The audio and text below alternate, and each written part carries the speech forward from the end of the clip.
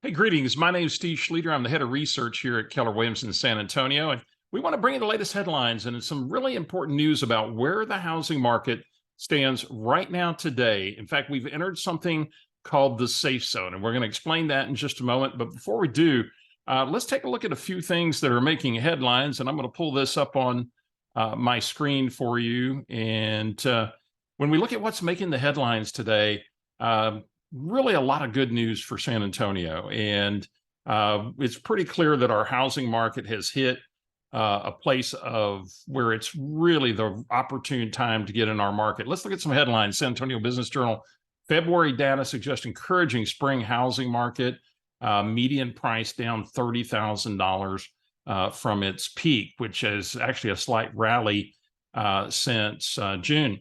In fact, we found that our housing market, we have given back just under 9% from the peak, and we believe that we pretty much are near the bottom, if not at the bottom right now.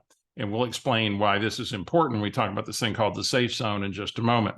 Here's some more data. Lennar keeps home sales moving with lower prices and incentives. Builders are still making deals, and yet as inventory gets depleted, there will be less and less of those deals offering. So again, an opportune moment for a home buyer looking for new homes with all builders right now. New versus existing home sales market less volatile in San Antonio. So this article, also from the Business Journal, shared with us that we're not as dependent on the new home market for inventory. We've got a very nice balance between existing home sales and new home sales. So that's a great news for a nice, stable real estate market. Here's another one. San Antonio boasts the highest share of new homes below $300,000 in the country. So although a rise in interest rates has had an impact on affordability, San Antonio still proves to be one of the most affordable markets in the country, and particularly in new homes. You've got choices that many people around the country do not have today.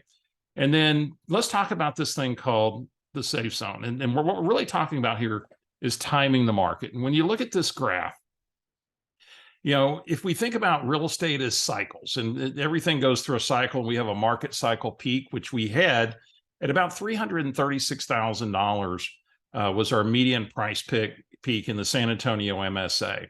And now we find ourselves at about 306, 307,000 as a median price. And it's difficult to pick the peak and the trough, because we think about the trough and think, where's the market today? Well, we certainly are past the peak. And generally, you don't realize that a change has occurred until after it's occurred. It's a lag experience. It's just you don't see it until it happens. And the same is true with the upswing.